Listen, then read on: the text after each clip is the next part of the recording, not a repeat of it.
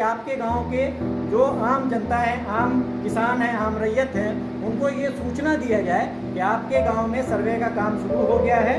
आप लोग अपना अपना जो भी दस्तावेज़ है, जो भी आपके पास ज़मीन का प्रूफ है, वो उपलब्ध करवाकर अपने पास सुरक्षित रखिए। आपका अगर खेत पे मेड़ वगैरह नहीं है तो मेड़ वगैरह को दुरुस्त कर लीजिए, उसको जो टूटा फूटा है उसको सही कर लीजिए, अपने ज़मीन का सीमांकन कर लीजिए।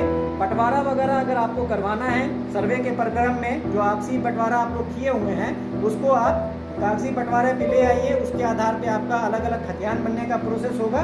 तो ये सारा सूचना देने के लिए उद्घोषणा किया जाता है। तो उद्घोषणा आपके गांव का हो चुका है और उद्घोषणा के बाद आम सभा करके आपको सारी चीज़ बताई जा रही है कि आपके गाँव का सर्वे का काम शुरू हो रहा है। इसके बाद जो प्रक्रिया होती है उसमें प्रक्रिया में आती है कि आपको 3 तरह का फॉर्म दिया जाएगा। 3 पेज का एक फॉर्म आएगा अभी, जिसको फॉर्म 2 बोलते हैं और फॉर्म 3(1) बोलते हैं। 3 पेज का फॉर्म रहता है। उस फॉर्म को आप लोगों को भर के, उसमें जो भी डिटेल है वो हम बताएंगे कैसे भराएगा। वो डिटेल भर के आप लोग अपना जो भी साक्ष्य है, ज़मीन से संबंधित जितना भी प्रूफ आपके पास होगा वो सारा प्रूफ लगाइएगा और एक आधार कार्ड की कॉपी उसमें लगाइएगा। आधार कार्ड तो सब लोगों के पास होगा, आधार कार्ड का एक फ़ोटोकॉपी लगाइएगा, क्योंकि ज़मीन का जो खतियान इस बार बनेगा तो खतियान को आपके आधार कार्ड से लिंक किया जाएगा और लिंक करने के बाद एक आपको कार्ड बनेगा। जैसे आधार कार्ड है ना, वैसे ये कार्ड बनेगा जिसको हम लोग लैंड कार्ड बोलेंगे, ठीक है, भूमि का कार्ड बोलेंगे। वो कार्ड बनेगा और वो कार्ड हर एक रैयत को दिया जाएगा। उस कार्ड में एक यूनिक नंबर रहेगा। जैसे आधार कार्ड में आप लोग देखते होंगे 12 डिजिट का एक यूनिक नंबर रहता है।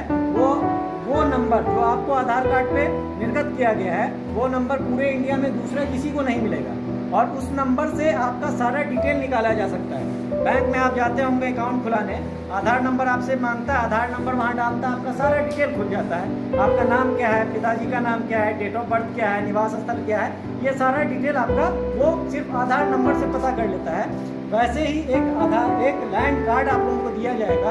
उस लैंड कार्ड में भी एक यूनिक नंबर रहेगा।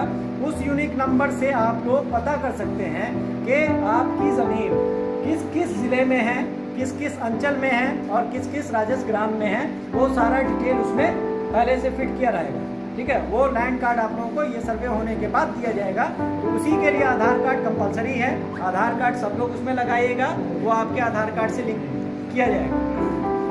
उसके बाद आधार कार्ड लगा दिए, वो सारा दस्तावेज को एक फाइल में करके, 5 या 10 रुपये का फाइल आता है प्लास्टिक वाला एक फाइल, उसमें फाइल में करके मेरे शिविर कार्यालय जो अंचल में बना है, शिविर ऑफिस हम लोगों का जो कैंप बना है, सर्वे कैंप वो अंचल में बना है, वहाँ पे आप लोगों को ले जाके जमा करना पड़ेगा। ये पहली प्रक्रिया है कि आप अपने ज़मीन का जो भी ब्यौरा है उसका स्वघोषणा करेंगे कि ये सारी ज़मीन मेरी है, इसमें मेरा शांतिपूर्ण दखल है, इसका मेरे पास प्रमाण है और वो प्रमाण के साथ आप मुझे सौंप देंगे।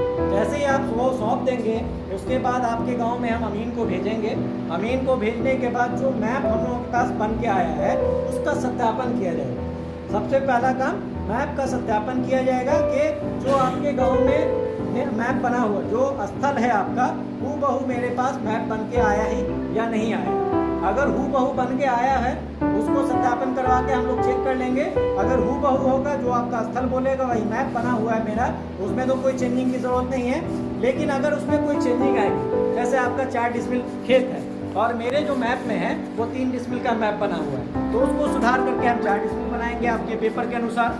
या फिर जो मैप हम लोगों का बना हुआ है ये थोड़ा पुराना मैप है, ठीक है, आज से हम समझते हैं कि 7-8 साल पुराना मैप है, तो 7-8 साल के बीच में ज़मीन की बहुत सारी खरीद बिक्री हुई होगी। खरीद बिक्री के बाद बहुत सारा बंटवारा भी हुआ होगा। तो मेरे पास मैप हो सकता है वहाँ पर एक, ठीक है, एक प्लॉट वहाँ पर दिखा रहा है। अभी हम स्थल पे जाएंगे तो वहाँ पे हम 4 प्लॉट पाएंगे, ठीक है। तो अगर ऐसी स्थिति बनती है, ये मैप जो मेरे पास बन के मिला हुआ है उसमें और स्थल में कोई विसंगति पाई जाती है, कोई चेंजिंग पाई जाती है, तो स्थल के हिसाब से मैप का निर्माण अभी किया जाएगा। निर्माण करने के बाद जैसे ही पूरे गांव का निर्माण हो गया, पूरे गांव का मैप का सत्यापन हो गया, उसको हम लोग ऑनलाइन अपडेट करवाते हैं। मैप अपडेट होगा, डिजिटलाइज होता है, डिजिटलाइज होकर मैप हम लोगों के पास आ जाएगा। वो मैप आपके जो गांव का जो स्थल होगा, जो आपका बंटवारा होगा, जो आपकी ज़मीन होगी, जो आपकी खेत होगी, उसके अनुसार बिल्कुल बना हुआ रहेगा।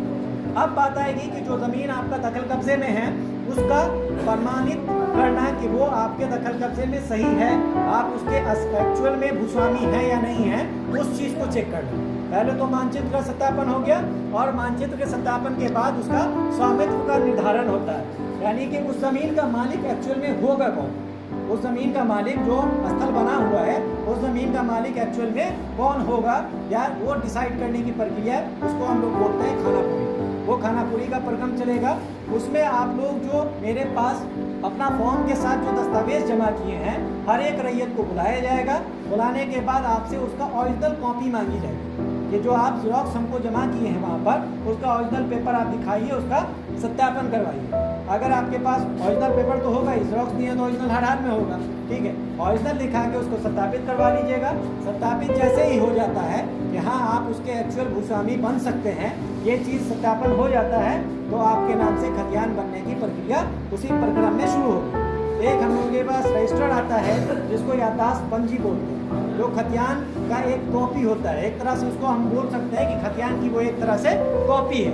जो खतियान रहता है वही डिटेल उस पर दर्ज रहता है। उसमें आपका पुराने खतियानधारी से, यानी कि 1960 में जो सर्वे हुआ है, 1960 के सर्वे में जो खतियान बना है आपके गाँव का, उसके खतियान से अभी के वर्तमान का लिंकअप मिलाया जाता है।